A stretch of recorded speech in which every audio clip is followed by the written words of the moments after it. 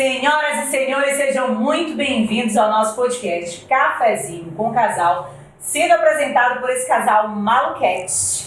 Por mim, Silvia Vasconcelos, a marida. Marcelo, o marido rico hoje.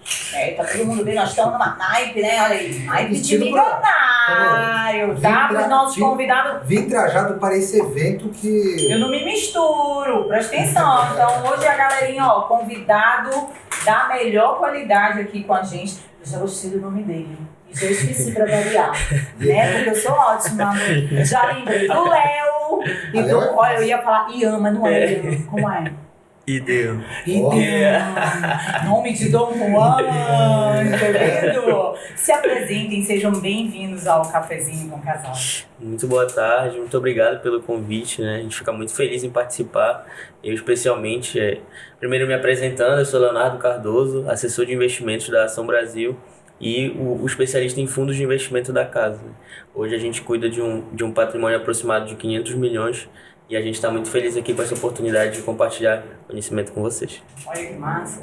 Primeiramente, obrigado o convite, Marcelo, Silvia, é muito bom estar falando com todos. Como vocês já sabem, meu nome é Idean, sócio e assessor da Ação Brasil Investimentos, escritório credenciado a XP Investimentos, hoje uma história do Pará. Eu, assim como o Léo, sou o head de renda variável e a gente está aqui para fazer esse bate-papo agradável sobre finanças e bolsa de valores. Legal, mas antes de você vir com dinheiro, eu vou ficar rica, eu vou te deixar, porque eu não tô eu só não sei se eles vão ter punch porque 500 milhões é uma parte do meu patrimônio, né? Você manja, é o que está escondido. Milhões, né? Bob, quem tu é de Deus? Mas olha só, já da porra toda. Já deu da porra toda, né? Mas antes de vocês falarem da realidade, eu queria saber quem é vocês lá em casa, com o pé, com a chinela lá. Quem é o Léo? Quem é o... Fora dos gráficos. Olha, porque eu sou uma na cabeça. Não adianta que eu não vou tirar daí. Quem é fora dos gráficos? Olha, eu sou um cara que sou muito fã de leitura, né? Gosto também bastante de um futebol, ali, uma cervejinha com os amigos. Quem não gosta, né? Então, hoje eu me dedico ao mercado financeiro como hobby e também como profissão. Então eu consegui casar essas duas coisas, né? Uma coisa que eu já gostava muito, já estudo há 6 anos. E há 2 anos eu me juntei ao escritório da XP e também hoje sou um pré-casado, né? Pré-casado? Pré-casado. O que você negócio de pré-casado? O que é pré-casado? Namorando há muito tempo, né? Namorando há muito tempo, aí tem pré-noivo. É pré-casado. Eu já vou fazer uma adendo, marido. Eu quero o próximo podcast, tu vindo junto com esse marido, eu quero entender. Pré-marido, né? Eu quero entender pré-casado isso, Léo. Eu quero entender isso. Vai por isso. Vai cortes. Sabe o que é pré-casado? Pré-casado. Inclusive um beijo pra ela, com certeza vai estar acompanhando a gente, doutora Babi, dentista agora também, formada. Vamos dominar o mundo. Tá vendo? Vamos dominar o mundo. Tá vendo? Babi. Pré-marida. Pré-marida, velho. Pré-marida.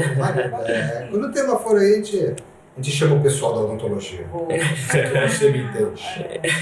E você? Quem é o do chinelo? Em casa? Em casa, um cara também que gosta muito de leitura, tento bater a meta lá de um livro por semana, além de futebol, muito treino e corridas ao final de semana também. Mas um cara bem caseiro, muito estudo, né? O mercado pede essa atualização diária, então a gente tem que estar sempre munido de informação, não só durante a semana e final de semana, porque acontece alguma coisa no mercado, o cliente liga e a gente tem que estar com a resposta na ponta da língua. Cara, como vocês foram parar no mercado? Como é que surgiu isso pra vocês, o desejo? Assim, eu na faculdade eu já me interessava pelo mercado financeiro, né? Logo ali, meados de 2016, já estavam falando bastante sobre o mercado financeiro. E eu acreditava que o meu caminho óbvio seria ir trabalhar no banco, né? Tipo, todo mundo que pensa e começa a falar sobre o mercado financeiro, querer ter uma carreira no mercado financeiro, já pensa que a carreira é o banco. Eu vou entrar ali como estagiário, depois trainee, possivelmente um dia eu vou chegar a ser gerente do banco. Então era essa a visão que eu tinha de futuro. Até que lá pelo 6º semestre da faculdade, eu sou administrador de formação, né?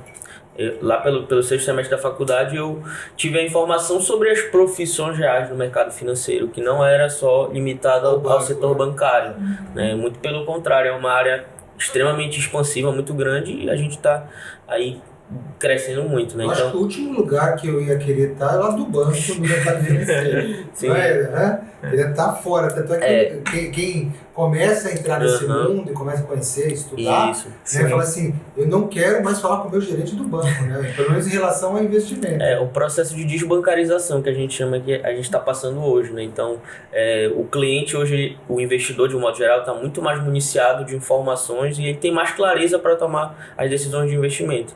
Então, a partir disso, eu comecei a estudar bastante sobre as profissões do mercado financeiro, descobri a profissão de assessor, que é literalmente estar do outro lado da mesa. Em vez de a gente trabalhar como um gerente de banco, que eu trabalho em prol do interesse de uma instituição, seja Itaú, Bradesco, por aí vai, um bancão, eu estou ao lado do cliente.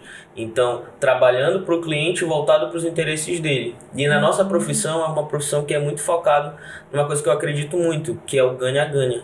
Então, quanto mais o cliente ganha, quanto mais ele avança em termos de patrimônio, mais a gente avança também, mais a nossa empresa cresce. E é assim que funciona a profissão de assessor de investimentos. A gente municia o nosso cliente de informação para que ele possa tomar as melhores decisões de investimento. E aí eu me encantei por essa profissão e vim buscando seguir. E aí me especializei também em finanças, investimentos e banking. E aí hoje eu toco essa parte de fundos de investimento. Olha, e você? E esse moço aí? Tímido, né? Ele tá tímido ainda, né? Devia colocar eles logo após daquelas... Da tântrica, né? Da tântrica. Ele já tá mais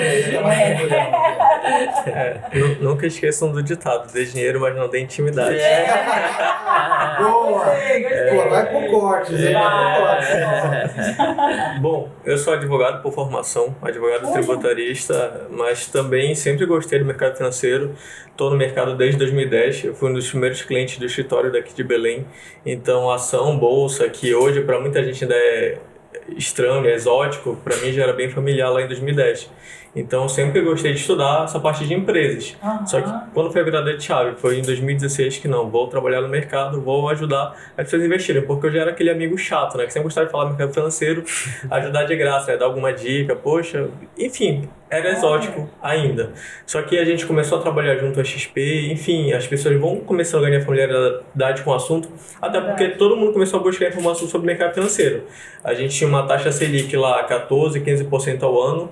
Para o rentista era ótimo, era muito fácil, assim como o Marcelo, né, o cara multibilionário aí, ganhar dinheiro sentado.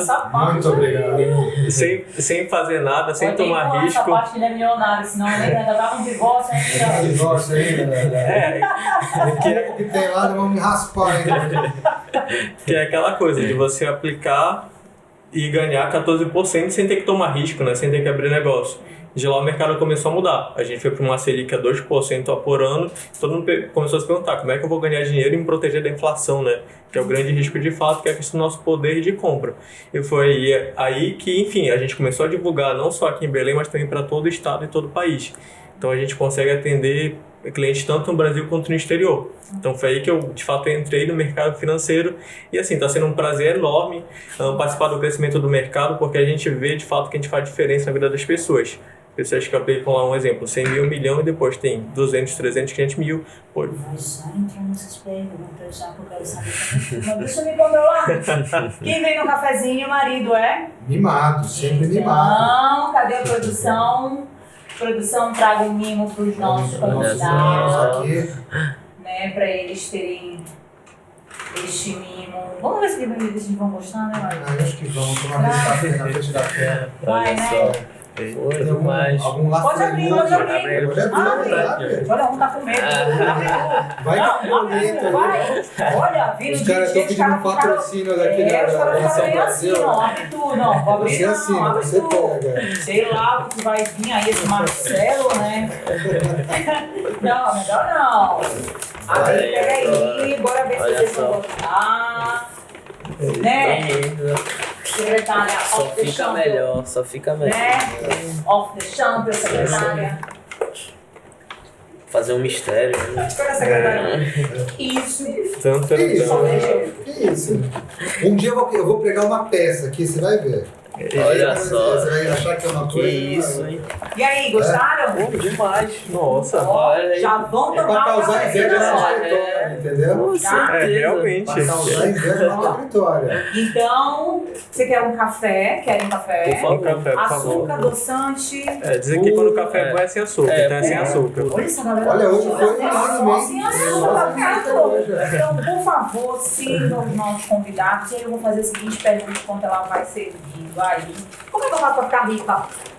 Deve ficar rica, Maria. Como é que é? Pergunta de Porque $1 milhão. tem uma modinha, né? Que essa história que aí tem um tiozinho que vai pra internet. Não vou citar nomes. Aí ele tá fazendo, né? E acontecendo, né? Então vem aqui que eu vou lhe ensinar a ficar rico. Aí começa a colocar a história do mercado financeiro. Arrasta pra cima. Arrasta pra cima. E meu amigo, o negócio não é fácil, porque eu vejo a minha orelha aqui já tá ralando 3 anos. 3? Eu já Ele contei. perdendo dinheiro. Né? Isso que eu já contei assim na minha cabeça. 3 anos que tá ralando. Aí eu fico pensando como é que é essa galera que bate lá na porta de vocês com essa ideia.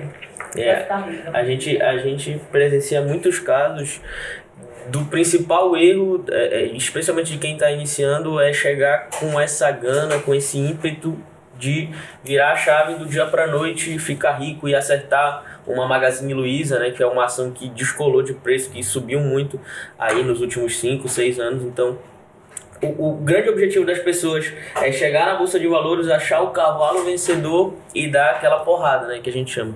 Então, o nosso trabalho ele entra muito nisso também, em tentar desmistificar o mercado financeiro. Porque muitas das vezes, quando as pessoas chegam com essa visão, elas provavelmente ouviram de terceiros que no mercado financeiro dava para ganhar muito dinheiro, ou então que fulano perdeu muito dinheiro no mercado Cara, financeiro. já aconteceu no meu consultório de uma família.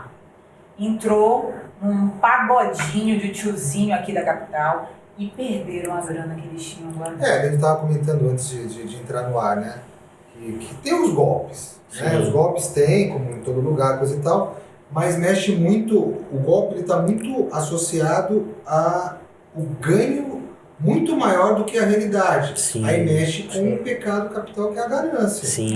Né? Então a pessoa tem a ganância de ter um rendimento muito além do que é o esperado ou o normal, e aí esses oportunistas pegam isso daí e acabam dando os golpes por conta disso, né? E eles entram numa brecha que é até engraçado se a gente for parar para analisar, que você entra, um exemplo, numa pirâmide financeira e você começa ganhando.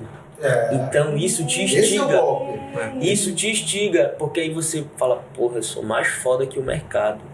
Eu sou mais safo do que o cara que tá lá na XP lá, trabalhando, então eu sei muito mais sobre o mercado do que qualquer assessor de qualquer... Lá, esse pessoal que tá na poupança aí sabe de nada e tal. Então, as pessoas começam ganhando, só que aí quando acaba quando param de injetar capital numa pirâmide financeira, por exemplo, ela começa a ruir. E aí E o cara que entra nisso, né? O cara que entra nisso, na verdade, ele entra com um pouquinho, porque ele entra meio ainda desconfiado. Quando ele começa a ter os primeiros ganhos, que é isso que eles fazem, né? Eles começam a dar para o cliente o que eles estavam esperando, aí o cara, agora eu entrei com 20, vou entrar com 100, vou ganhar tanto. Aí ele injeta mais dinheiro, né, num esquema fraudulento, né? Com certeza. Isso daí é um esquema fraudulento. Sabe o que eu fiquei pensando? Como é que a pessoa pode identificar que é uma furada? Porque chega lá, o tiozinho chega com esse pagode, né? Como eu identifico que é uma furada? Que essa empresa de investimento, isso é BO. Assim, acho que melhor do que ninguém o nosso advogado pode até comentar um pouco mais sobre isso também, porque tem vias judiciais que a gente consegue analisar também, porque muitas das vezes o que eles oferecem contratos. Então, esses contratos, por si só, e muitas das vezes, se você tiver um mínimo de entendimento, já sabe que eles não são viáveis, não tem como acontecer, né? Só que o principal de tudo são as promessas de rentabilidade. Então, eles prometem que você vai ganhar 7%, 10% ao mês, perdão. E aí, esses ganhos a curto prazo, como eles vendem sem risco, é um prato cheio para o investidor ganancioso que está ali querendo mudar de vida muito rapidamente, né? Só que isso é inconcebível em tantas formas que a gente podia ficar falando só sobre isso. Mas, por exemplo, se a gente for fazer uma conta básica, se você tiver uma rentabilidade de 10, 20% ao mês, num período de tempo muito longo, em quanto tempo você terá o PIB do Brasil no seu bolso? Em pouco tempo, né? Dependendo do seu poder de aporte. Então, assim, são coisas que realmente são inconcebíveis, que as pessoas vão iludidas por uma situação de um ganho acima da média e acabam se frustrando. E isso a gente comenta muito no escritório, que pega mal pra gente, porque eles se vendem como investimento. O mercado financeiro como um todo, né? Mas, bom, vocês são especiais, tá? Não é um pouquinho também da pessoa ter uma preguiça ou pelo menos ela investigar? Hoje nós temos acesso à internet, essas coisas. Vocês estão associados a um nome forte que é a XP. Vocês têm um tempo de mercado, que é a Ação Brasil, né, que dá credibilidade para que a pessoa possa procurar vocês para fazer seus investimentos e serem orientados, e até vocês têm, eu sei que vocês vão falar sobre isso, os cursos, né, para as pessoas, os casais. Né, eu quero ficar rica para botar ele com um violão e um cachorro. E aí eu queria que vocês falassem sobre isso daí, sobre a empresa, sobre a Ação Brasil, quanto tempo de mercado, os cursos que vocês oferecem lá, para as pessoas terem essa informação, para falar assim, poxa, eu quero mudar de vida no sentido assim, aprender a lidar melhor com o meu dinheiro. Então eu ganho meu dinheiro na minha profissão, na minha empresa, mas eu tenho que colocar esse dinheiro em algum lugar. Qual que seria o melhor lugar? É isso que é o papel da corretora e dos agentes, dos assessores de investimento. Olha, você vai ganhar tanto, a sua sobra, o seu dinheiro que você vai guardar, você vai guardar em tais lugares que ele vai te rentabilizar melhor. Né? E aí eu pode falar mais sobre isso daí. Só pra gente fechar o tema lá da Silvia que comentou, ficar rico, como é que se fica rico, né? Existem... trabalhando, né? Também. Mas existem especialmente 3 variáveis que a gente avalia bastante. A primeira delas é o tempo, que é a única variável dessa equação que é exponencial. Quanto mais tempo você acumular, você aportar, inevitavelmente você vai ter muito dinheiro. Então, tempo, volume de aporte e o terceiro que é a taxa. Então, claro, quanto maior for a sua taxa, maior vai ser o retorno. Só que isso não somente vai aumentar o seu volume num curto espaço de tempo. Isso apenas vai reduzir o tempo que você teria que acumular, que aportar para chegar naquele patamar. Por exemplo, eu tenho uma meta de chegar em 10 milhões. Claro, se você for uma taxa de poupança, 1%, 2% ao ano, você vai demorar 20, 30 anos para chegar lá. Enquanto que se você aplicar melhor, em vez de você levar 20, 30, você pode levar 15, 14, 13... Então é aí que entra justamente o nosso trabalho, como o Marcelo comentou. Entra justamente em identificar o perfil do investidor, se é um perfil mais conservador, moderado, agressivo, e direcionar ele de acordo com aquele perfil. Porque não adianta falar que a bolsa é o melhor investimento do mundo. Mas o que é esse perfil moderado, agressivo? Como é? Tá, legal, boa pergunta. A gente tem um perfil que a gente chama de suitability, em que identifica, de acordo com o questionário que o cliente responde, se ele tem um apetite maior, menor ou moderado a risco. O que isso quer dizer? O investidor conservador é aquela pessoa que quer ganhar, mas não aceita se expor a risco. Ou seja, quer ganhar o dinheiro certo. Pode crescer devagar e pouquinho. Mas o risco sempre mais controlado. Exato, todo dia. E o ideal é que essa pessoa só invista em renda fixa. Por mais que renda um pouquinho menos se a gente compara com renda variável. Existe investidor agressivo ou arrojado, como a gente prefere, em que ele aceita tomar um pouco mais de risco visando ganhar mais. Só que é claro, existe uma volatilidade ao longo do caminho. A gente sabe que a bolsa vai crescer porque a economia do país tende a crescer. E as empresas em bolsa nada mais são que um reflexo da nossa economia. Então, se a nossa economia cresce, consequentemente as ações em bolsa crescem. Só que esse caminho não é um caminho em linha reta. Não é só uma ascendente como as pessoas pensam e esperam que seja. Muito pelo contrário. É um caminho de muita volatilidade. E a gente não precisa nem muito longe, 20, 30 anos atrás. É só a gente pegar de 2015 para cá, em que a gente estava no fundo do poço, com uma renda fixa pagando 14,25 por ano e uma bolsa na mínima histórica, em 38 mil pontos. Hoje a gente bateu a máxima histórica recentemente, 130 mil. Sendo que a gente ainda teve Covid no meio do caminho. Você falou de histórico, a Covid está aí, né? Caiu 50% assim, uma semana. Foi. Né? Então, só que você vê que depois de 6 meses ela voltou de novo aos patamares, né? Se a pessoa ficar se assustando com tais eventos, né, ela não vai pensar para daqui a 10, 20, 30 anos. Silvia, eu voltaria 2 casas antes e falaria que no mercado financeiro, mais do que qualquer expertise ou conhecimento técnico, o seu comportamento ele vai ser muito mais importante do que porque quando ele falou desse padrão, aí eu fui logo pro comportamento. Eu digo, então ele tá avaliando essa pessoa pelo comportamento. Aí eu pensei, o ansioso, né? Como é que esse ansioso vai querer ganhar o dinheiro da noite pro dia? Né? Vocês já identificaram ele e aí não vai colocar ele aonde? Isso. Sempre a gente tenta buscar um alinhamento de expectativas. Muitas das vezes o cara chega ansioso, querendo ganhar 15, 20, 30% no mês. A gente fala, é possível, mas é pouco provável que aconteça. Então assim, você pode até chegar a um ganho expressivo como esse, mas não é o comum, não é normal. Mas vocês têm um produto para isso? A gente auxilia ele para que ele chegue da melhor forma possível dentro do perfil dele. Só que assim, para você chegar a uma rentabilidade como essa, e muitas das vezes você vai ter que se arriscar muito. Vai ter que se alavancar, vai ter que buscar operações muito refinadas que vão atrelar um risco grande àquela operação que você está fazendo. Aí tu coloca claro para ele, olha, você vai investir isso aqui, mas o risco é esse, isso. Pode ser. Exatamente, por isso que o nosso trabalho ele é totalmente informacional, só que a decisão final sempre é do investidor. Por isso que a gente incentiva muito as pessoas, porque todo mundo pesquisa muito para trocar de carro, todo mundo pesquisa muito para trocar os móveis da casa, para comprar uma casa. Na hora de gerir o seu dinheiro que você juntou lá ralando durante anos e anos da sua vida, você simplesmente ou larga na poupança ou larga na mão de um estelionatário. Ou ele vai para aquele gerente de banco que tem que bater meta do banco, consórcio, ou vai para esses caras malucos que te dá a grana, ou seja, você vai nas duas coisas. Ou compra uma dica do influencer, né? Olha, a próxima ação que vai subir. Isso, mas ele não tem nenhum compromisso se vai subir ou não. E não tem como garantir isso. Esse é um problema bem sério também, porque as pessoas sempre querem o peixe. Elas só querem saber o que vai, qual é a ação que vai estourar. Às vezes a gente tem até problemas com relação a isso, a pessoa fala, mas o que tu acha? Qual é a ação que tu acha? Porque o ansioso ele vai chegar com isso. Não, esquece, eu quero saber o que tu acha. Qual é a vai ação? postar toda. Olha, mas é o seguinte, eu acho, mas pode ser. Aí o cara vai pegar só o que tu acha. Só que aí a gente sempre se respalda, obviamente. Né? Então, segundo a nossa área de análise, segundo as principais casas de análise do país, o melhor cenário seria seguir por essa frente, essa. Entendeu? Então a gente tenta se respaldar para também o cliente ficar totalmente assistido, né? Pra gente ter uma resposta para dar. Faz para ficar rica?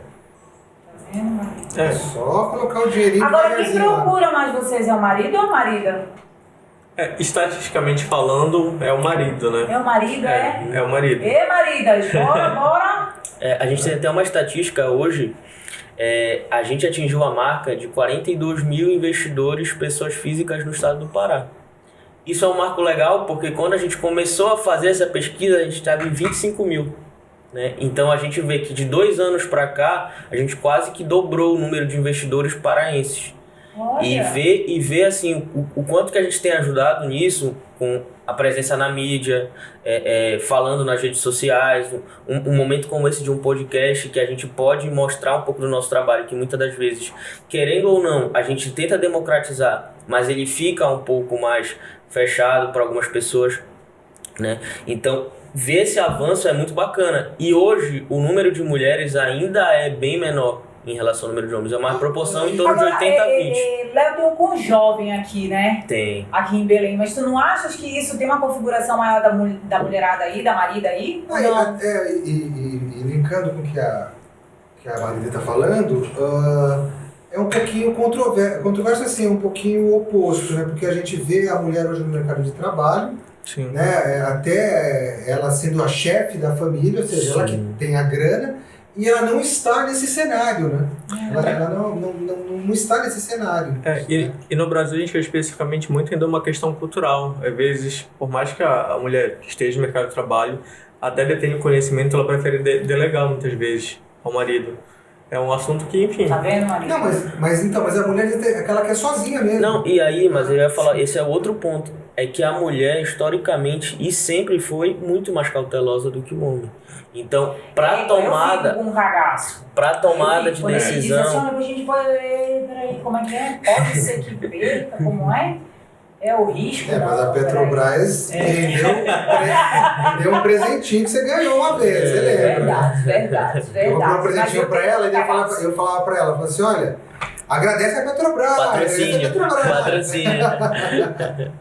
Mas eu fico com cagaço também, Sim, né? Agora sim. eu acho interessante como vocês estão colocando. Geralmente é o marido que vai, né? E a mulher coloca isso pro marido fazer. Talvez seja Sim. mais ou menos a configuração que às vezes eu digo pra ele. Não, vai lá, quanto é que tem que dar, como é que faz? Resolve esse negócio de número, é difícil, marido, pra mim. Não, mas tem muita mulher sozinha, tem muita mulher que trabalha, que é independente, que não é nem casada às vezes. Né? E para ressaltar o que você está comentando, Marcelo, é importante frisar que a Bolsa bateu o número de 4 milhões de investidores de pessoas físicas, CPFs. Olha. E desses 4 milhões, 25%, em torno de 1 milhão, são mulheres. Então a gente já vê isso na prática também acontecendo. As mulheres tomando a frente dos seus investimentos. E não tem outro caminho. Para a pessoa que quer ganhar da inflação hoje, né? Mesmo tendo uma alteração agora da taxa Selic, mas a tendência é ficar baixa, né? Para quem quiser rentabilizar dinheiro, não tem como fugir da renda variável. Tem que ir para a renda variável. Assim, a gente defende veementemente a presença de uma parte, pelo menos do seu patrimônio, em renda variável, mas a gente entende que dependendo do seu perfil e da sua aptidão ao risco, é melhor que esse percentual seja pequeno ou, em muitas das vezes, no máximo a metade daquilo que você está investindo ali. Por quê? Porque todo mundo fala que é investidor de bolsa de valores num período de alta do mercado. Quando está todo mundo ganhando dinheiro, é lindo. Ah, não, porque eu sou day trader, eu sou todo mundo é operador de bolsa. Todo mundo, isso, exatamente. Aí nascem os gurus do mercado, nesses mercados de alta, né? Aí quando vem uma pandemia dessa, aí, opa... Que aí é como se fosse um MBA na vida real, que você vê, será que eu vou conseguir segurar essa queda de 60% aqui na minha carteira? É um pouco assustador. Vamos colocar um número para a pessoa entender que é um número pesado. Eu tenho R$1 milhão. De repente, como aconteceu com a pandemia, você perdeu 60% desse valor. Você tem 400 mil. É doloroso. Muito. Então, se a pessoa não tiver também aquele treinamento, aquele conhecimento que vocês têm que passar, que vocês têm curso para isso, entender que aquilo vai ser passageiro. Sabe o que é passageiro? Pode ser que demore 2 anos, 3 anos, né? 4 anos às vezes, uma crise, né? Mas que vai retomar de novo porque o mundo vai crescer. Né? Se ele não aguentar essa informação, o que acontece? É aquele vizinho que te falou, que vocês estavam comentando. Ah, não, eu de bolsa eu perdi tudo que eu tinha, perdi metade que eu tinha. O cara fica com o cagaço, falou assim, não, vou tirar esses 400 conto, né, e perdi 600 pau. E na verdade ele tinha que ficar quieto, deixando o negócio e assim, andar, né? As grandes fortunas no mercado financeiro, elas historicamente nasceram em momentos de crise. Porque quando a bolsa caiu 60%, Então foi lá e comprou, né? Mas a gente mantém os fundamentos de boas empresas, as boas empresas continuam boas, só que elas desvalorizaram por um cenário de conjuntura de mercado. Elas continuam boas. Se eu vou lá e aporto aquele dinheiro que eu estou salvando ali em renda fixa, que eu estou ali na minha reserva, que a gente chama, né, uma reserva financeira, você vai e compra, vai ser isso que vai deslocar a tua curva de enriquecimento, porque esse capital, por exemplo, em bolsa de valores, se valorizou 80%, em alguns casos até mais de 100%. Então, quem soube aproveitar esse momento, apesar de queda, de ser um momento doloroso, aproveitou a oportunidade para fazer bons aportes, deslocou e agora está... Mas eu sou uma dona de casa agora, eu estou assistindo vocês, achei bacana a ideia, eu tenho R$100 todo mês. O que tu vai me orientar para fazer lá? Sim, a gente sempre tenta buscar também esse feeling de que o mercado financeiro, ele é para todos. Ele é democrático, eu falo isso, tira da minha boca, ele é democrático. Ele é democrático, ele é para todos. Muitas das vezes, o que as pessoas querem fazer de forma incorreta? Elas querem se adaptar ao mercado, quando na verdade é o contrário. É o mercado que se molda aos seus objetivos. Então, se eu recebo uma pessoa, ou então se você vai assistir um vídeo na internet, você quer começar a investir para fazer uma viagem daqui a 6 meses, daqui a 1 ano. você não tem que alocar esse valor em bolsa de valores, porque ele vai ter uma oscilação muito grande, pode ser que quando você for tirar, ele esteja desvalorizado. Então, já que é um dinheiro que eu quero movimentar no curto espaço de tempo, eu vou alocar numa renda fixa, que eu vou ter um ganho ali tranquilinho. O Iden até falou um pouco antes sobre a taxa Selic. Eu como vim de família muito humilde, eu sempre tento desmistificar as coisas, porque na minha cabeça eu sempre estou falando para a base. Sempre estou falando para a base. Pois é, porque eu pensei na dona de casa Exato. lá, que tá pensando na aposentadoria, mas aí já ouviu falar que de repente é melhor ela investir R$100 que ela tá sobrando lá. O que ela tem que fazer? E é justamente aí que entra, porque quando a gente fala de taxa Selic ou então de CDI, o mercado financeiro ele parece uma sopa de letrinhas. Mas na prática o mercado financeiro ele funciona em duas frentes, duas únicas frentes. Ou você está emprestando o seu dinheiro para alguma instituição ou para uma entidade. Por exemplo, quando eu invisto no Tesouro Direto, eu estou emprestando meu dinheiro para o governo e o governo vai me devolver esse dinheiro acrescido de uma rentabilidade. Quando eu estou investindo no CDB, numa LCI, qualquer produto bancário, eu estou emprestando para o banco e o banco vai me devolver esse dinheiro acrescido de uma rentabilidade. Então essa é a primeira frente. Na outra frente, quando a gente fala de investimento, ou a gente está comprando uma participação em alguma coisa, ou a gente está se associando diretamente. Então, se eu vou por um fundo imobiliário, que está bastante famoso, bastante difundido agora também, eu estou me associando, eu estou comprando cotas de um empreendimento imobiliário. Quando eu compro uma ação, eu estou me associando àquela empresa, eu estou virando sócio dela. Então, vou ter direito a participar das altas e das baixas, vou participar do recebimento de dividendos. Então, o mercado financeiro ele funciona nessas duas frentes. Léo, eu estou começando agora, o que eu tenho que fazer? Cara, abre uma conta numa corretora ou mesmo num banco digital. Hoje isso está muito, muito de fácil acesso, está muito democrático. Então, hoje, se você tem uma conta corrente remunerada que hoje está bem difundido, um banco digital, que você deixa o seu dinheiro lá, ele já vai estar rendendo automaticamente 30% a mais do que a poupança, por exemplo.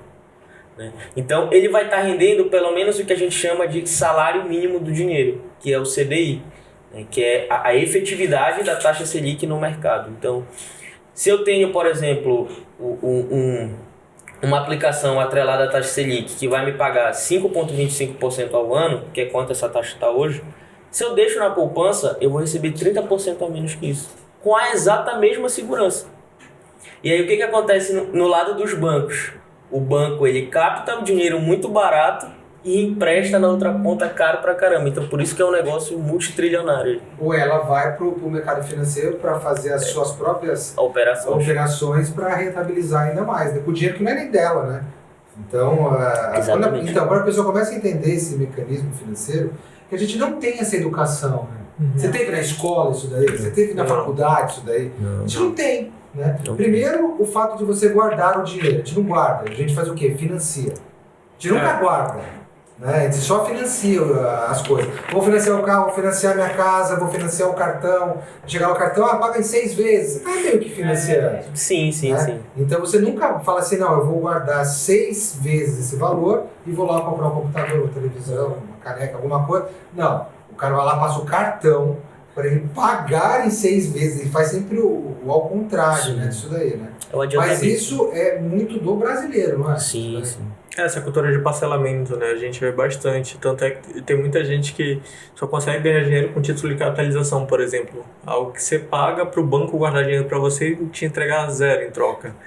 Só que é aquela coisa que você comentou, né? Parece que o brasileiro gosta de pagar boleto, né? Parece que eu me lembro de uma crença limitante agora, né? Dizer assim, o pobre só é feliz quando tem um boleto. Para pagar. Né? Aí eu fiquei pensando nessas crenças limitantes, né? Tem aquela outra, né? Que só fala que o homem só é homem de verdade quando tem uma mulher pra perturbar e uma conta alta pra pagar. Boa, vai pro cortes, hein? Você vai pro todo mundo fala essa daí, todo mundo fala. Uma mulher pra perturbar.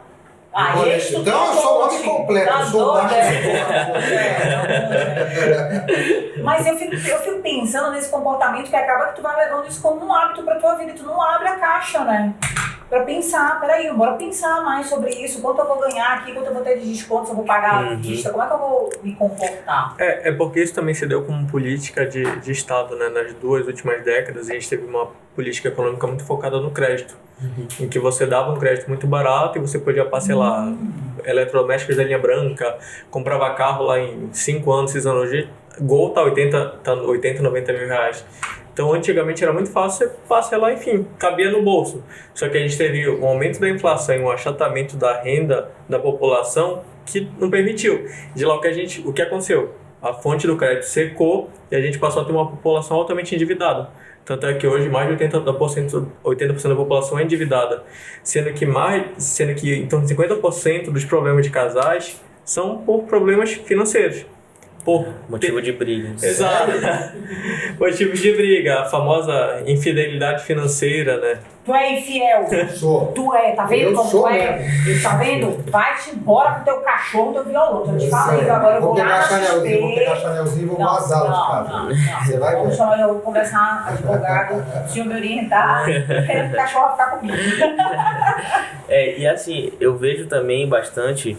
Ontem mesmo eu estava conversando sobre isso, que a questão inflacionária do Brasil, porque o que é a inflação, né? A inflação nada mais é do que a perda do valor do dinheiro no tempo. Porque conforme as coisas vão ficando mais caras, o nosso dinheiro vai valendo menos, eu vou conseguindo comprar menos coisas, né? Então, assim, a inflação, ela é o maior acelerador das desigualdades sociais. Por quê? Porque quem é muito rico continua consumindo, pode até reclamar um pouquinho do preço, mas continua comprando, continua abastecendo seu carro normalmente, fazendo seu supermercado. Mas e quem já está vivendo no limite, né? E quem é pobre, já está vivendo no limite ali. Então isso daí achata muito a renda e acaba que afasta as pessoas de ter uma educação financeira, de conseguir se organizar. Porque não consegue nem pagar o básico. Consegue fazer sobrar. Guardar ou fazer sobrar alguma coisa. Exato. E outra, quando a gente fala em poupar dinheiro, a gente tem que entender que para poupar é como se eu tivesse diminuindo uma coisa que eu poderia consumir hoje para consumir daqui a um tempo. Então é um sacrifício. Ainda mais no momento que a gente vive de ansiedade, né, que as pessoas querem tudo para ontem, o cara não consegue aguardar um momento certo para ele fazer uma compra ou guardar esse dinheiro de alguma maneira, né? E vocês lá, tem diferença entre a pessoa que é solteira para a pessoa, pro casal? Porque a pessoa que é solteira, ela tem que tomar uma decisão única, só para ela não faz, né? Tem a diferença entre o Pepe, eu e a Silvia, nós queremos comprar um apartamento daqui a 10 anos. É diferente do cara solteiro, colocar o dinheiro dele, para o casal é mais difícil. Como que vocês orientam o casal a fazer esse planejamento financeiro? Ou até de aposentadoria, né? Porque também foi uma outra mudança que teve no governo, que as pessoas começaram a se atentar a isso, né? Não dá mais para depender do governo, né? Assim, envolve muita questão de planejamento, porque assim, a gente percebe uma queda de padrão de vida muito grande no momento em que a pessoa passa de transição de solteiro para casado. Por que casado gasta mais? Né? Não, por que isso acontece? Porque quando você é solteiro, em tese, mora na casa dos pais ou de parentes e o seu custo de vida é muito menor.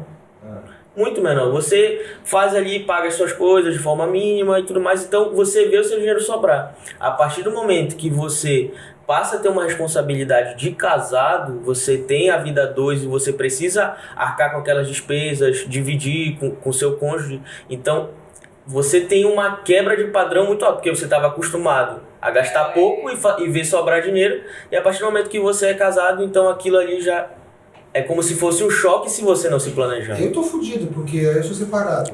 Aí fica mais pobre. Aí o cara era rico, solteiro.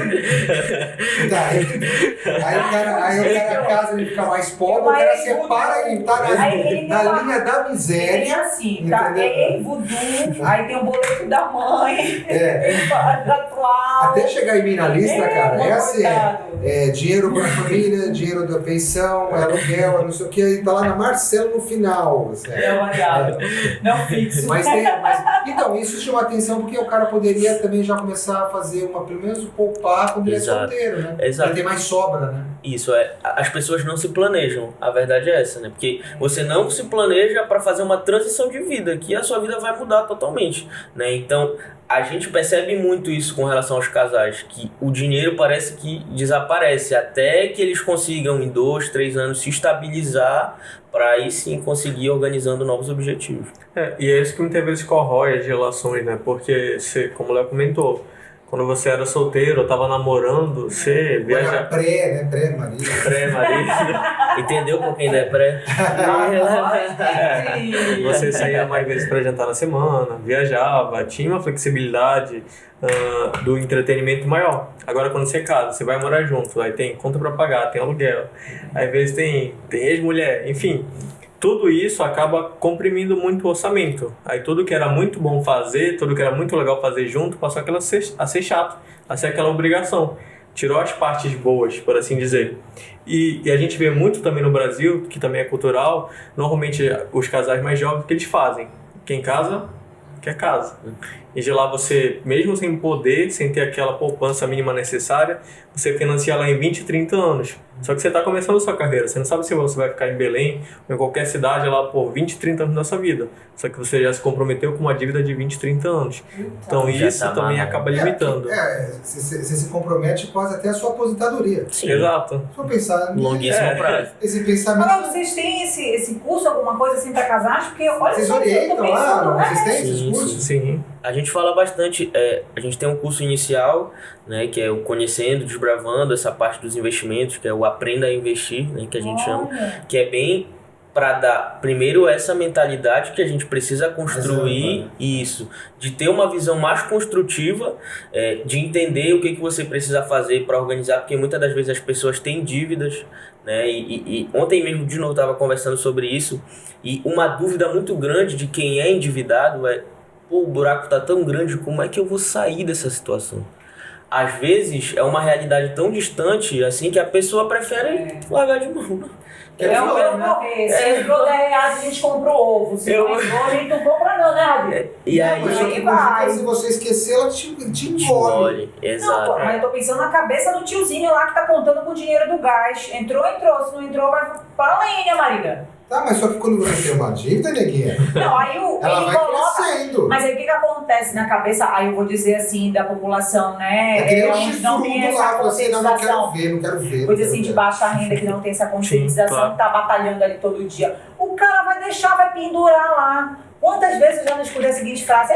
5 anos, caduca, Caduca, assim. né? Então, assim, Caiu o saco nesses 5 anos. Pois é, e quantas pessoas vão se colocando nessa situação, né? E não vão se autorresponsabilizando, que é essa conscientização com a questão da grana, como vocês estão colocando. E assim, o que a gente vê muito é que às vezes as pessoas não conseguem ter um norte para sair dessa situação. E aí a gente sempre recomenda: liste, bote no papelzinho lá para quem que você está devendo.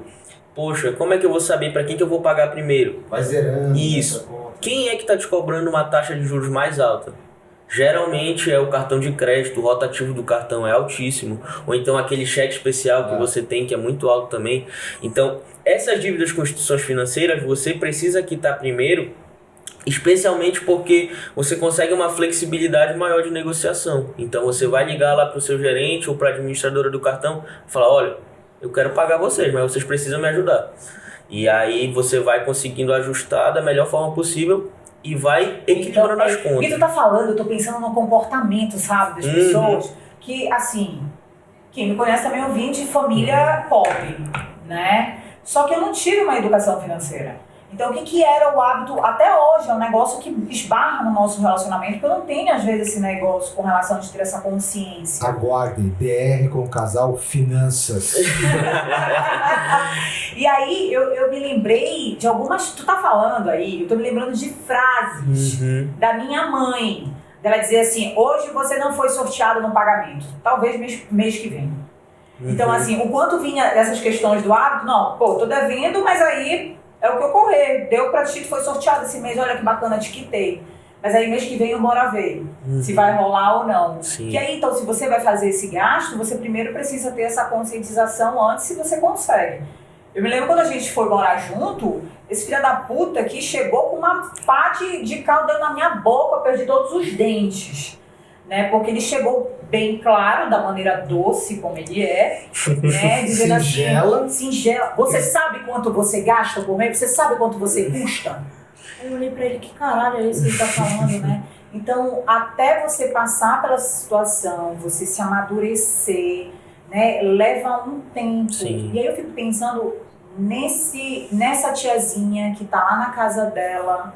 Ela não Esse hábito sabia quanto custava comportamental. a comida que tinha na casa. Ela não sabia, primeiro, quanto ela gastava de comida. Então, ela não sabia quantos quilos de arroz ela consumia no mês dentro da casa dela. E quanto custava 1 quilo de arroz. Eu falei, se você não começar do básico para você saber Que é a lista que você tá falando. você não sabe o que você pode fazer, o que você, a sua meta.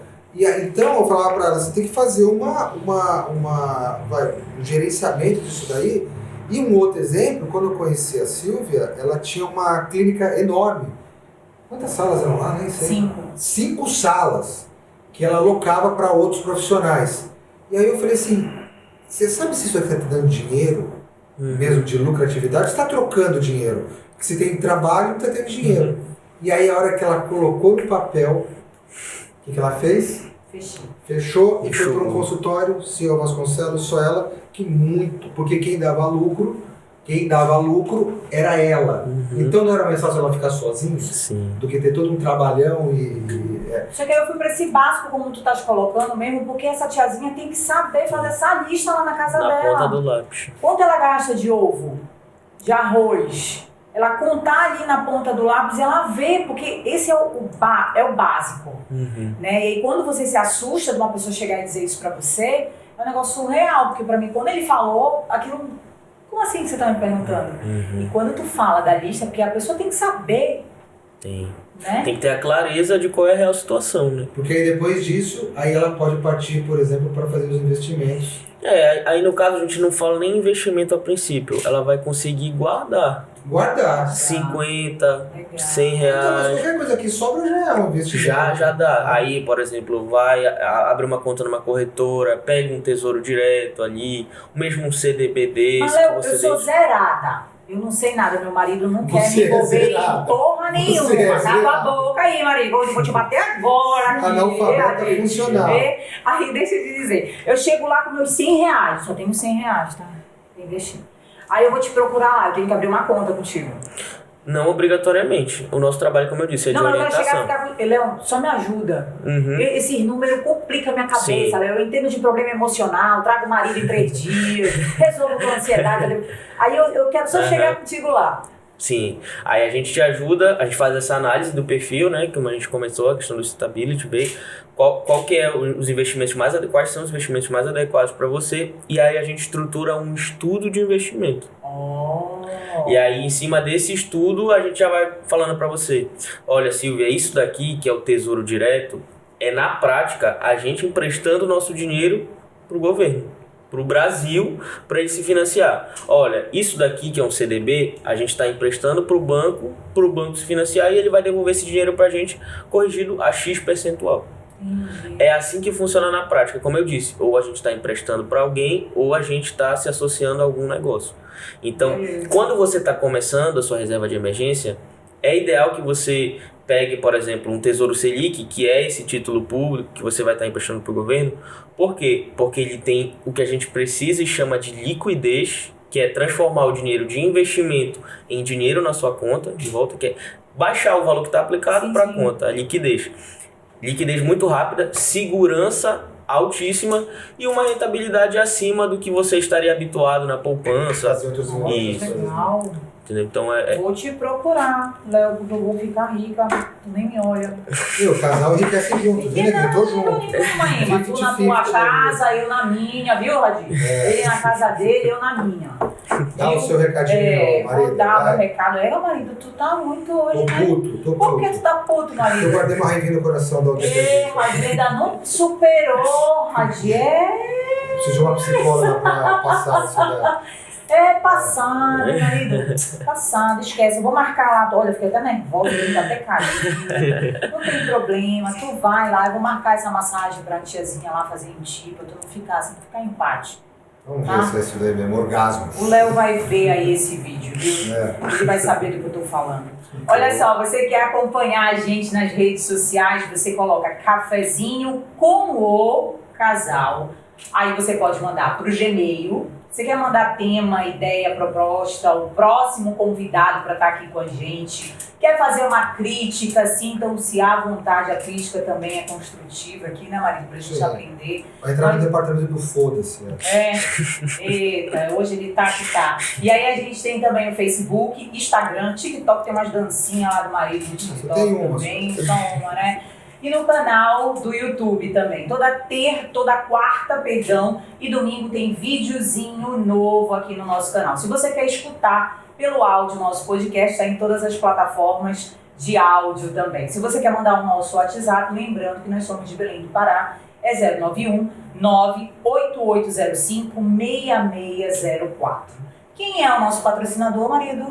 Nosso patrocinador master dessa segunda temporada, né?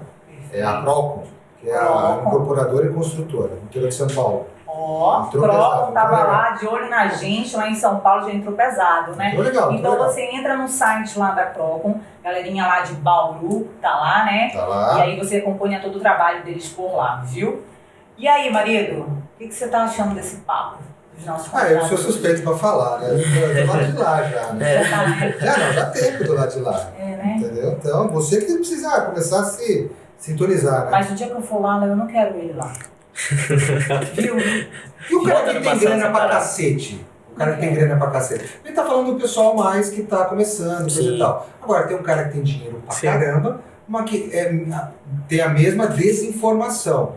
Também ele vai conseguir também ter produtos para ele também. Com certeza. Aí a gente entra desde o básico, a parte da reserva, vai estruturando a diversificação, porque para patrimônios maiores a gente precisa diversificar para que o patrimônio, primeiro, ele se preserve, ganhe da inflação, não perca valor ao longo do tempo, e ele vai crescendo com escalabilidade e segurança. E tem agora uma curiosidade minha, agora uma ignorância bem no mercado. O cara que tem uma empresa, o cara que é empresário, o cara que tem uma empresa, ele tem também um caminho dentro da bolsa para proteger a empresa dele? Tem. Investimentos da empresa dele, na verdade, né? Tem. Não é pessoal, né? Não é físico, já pessoa jurídica. A gente tem investimentos também focados para PJ, então a gente vai ter tanto investimentos com liquidez, como principalmente para guardar caixa, por exemplo, porque normalmente a empresa tem volume lá de 5 milhões, 10 milhões e não vai ficar na poupança. Só que também não pode ficar no banco porque tem a questão do FGC, do Fundo Garantidor de Crédito, né? Para quem não sabe. Importante também para quem guarda dinheiro debaixo do colchão ou tem medo de perder, a gente tem um Fundo Garantidor de Crédito que garante a sua aplicação até 250 mil por banco e por CPF, até o limite de 1 milhão. Então, acima de 1 milhão, o FGC já não te protege, então a gente vai buscar a aplicação de outro perfil em que vai ter o quê? Uma segurança maior, que a gente chama de rating, que aquele devedor tem maior chance de te pagar. Sim. Então, você tem uma chance menor de calote. Então, a gente vê tanto pessoa física quanto pessoa jurídica. E como o Léo comentou, a gente faz a parte do planejamento patrimonial e sucessório. Porque as pessoas pensam, quem tem muito dinheiro quer ganhar mais dinheiro. Quer, mas de preferência sem perder. Sem dar aquele passo para trás. É muito mais difícil você não perder, você preservar o que você tem, porque o já não perder já é ganhar para a pessoa que tem muita grana. O nosso principal foco é a preservação do patrimônio. Preservação, ganhar da inflação. Ganhar da inflação. Sim, exato. Olha só, eu quero convidar você, já vou estender o convite para um outro bate-papo, porque o negócio rende. Não, tem conversa aí. Tem ideias muito bacanas, gostei muito, aprendi muito com vocês hoje aqui nesse nosso bate-papo. E quero já fazer de bate-pronto, a gente combinar as datas aí para fazer de novo. Eu falei que você ia gostar. Mas eu vou lá sem ele, tá? Porque eu vou investir os meus milhões. Pode levar, a gente deixa ele numa outra sala. Me choco lá com o gráfico lá. Ele vai ficar de olho nos meus milhões. Nada, eu vou me chocar. Ele vai ficar de olho nos meus milhões. Eu não quero que ele fique de olho nos meus milhões. Que milhões? Acho que foi 1.000. Você vai quebrar aquele Tu me aguarda, marido, que eu vou lá com o investir uns R$100. Bora. E vai virar milhão. Você vai Quero ver tua cara. Viu, Radinho? Anota aí, que aí ele vai estar com o violão e o cachorro dele lá. Viu? A cara dele. E que vem a outra. Casa de novo. Casa nada. Você vai mandar uma macumbinha pra mim? Lógico. Vai ter um tamborzinho? Tu tem dívida e macumba nas tuas costas. O que mais pode ocorrer? Sei lá, sempre a vida é uma surpresa. Então, brincadeiras à parte, onde o pessoal pode encontrar vocês? Bom, eu tô no Instagram, principalmente, @leonardocardoso.m. Eu também tenho um podcast, já fica... Olha que legal! Já fica o tô convite. seguindo o celular. Já fica o convite para vocês também participarem. A gente vai estruturar um focado em investimentos para casais, né? A gente vai bater só sobre essa temática. E o nome do podcast é exatamente o que eu mais gosto, que é B2B, Bolsa, Bola e Breja. Tu acredita que quando eu fui olhar teu podcast eu fiquei nessa curiosidade? Mas por que B2B? Eu sabia que ela ia perguntar, cara. Por que B2B? Mas não é B3B. Leia essa porra. Aí eu digo, olha só. Leia. E aí, eu tô buscando fazer uma vertente mercado financeiro e trazendo as empresas paraenses para se mostrarem também para o público geral, focando nas startups, né? Que é especialmente quem precisa de visibilidade. Sim, para arrecadar um dinheirinho para os caras. Com certeza. E clientes também, né? Mas Isso, pra dar com aquela up, né? E você? Onde a pessoa, galera, te encontra? Pode encontrar tanto no Instagram como no LinkedIn, Facebook. Todas as redes sociais é basicamente Dean Alves, então fica bem fácil de encontrar. Dean. Você gosta desse nome? Gostei, Dean, gostei. Tem um perfil profissional também, idealves.banker. E tem também o perfil da empresa, né? Ação Brasil. Legal. Então, Isso, se vocês Ação quiserem seguir lá no Brasil. nosso canal, o Instagram também, como vocês comentaram, a gente tem bastante curso e tem muita informação gratuita. Nosso intuito aqui é ajudar, de fato, o investidor a investir melhor. Legal. Então vamos combinar depois dessa data. Bora, viu? vamos sim. Ação Brasil. Obrigado. Ação Brasil, se liguem aí. E fiquem atentos aí ao nosso próximo podcast, né? Que tem coisa muito boa, né, Marido? Muito. Fica preocupado. Beijo. Beijo. Tchau, tchau. Obrigado. Tchau.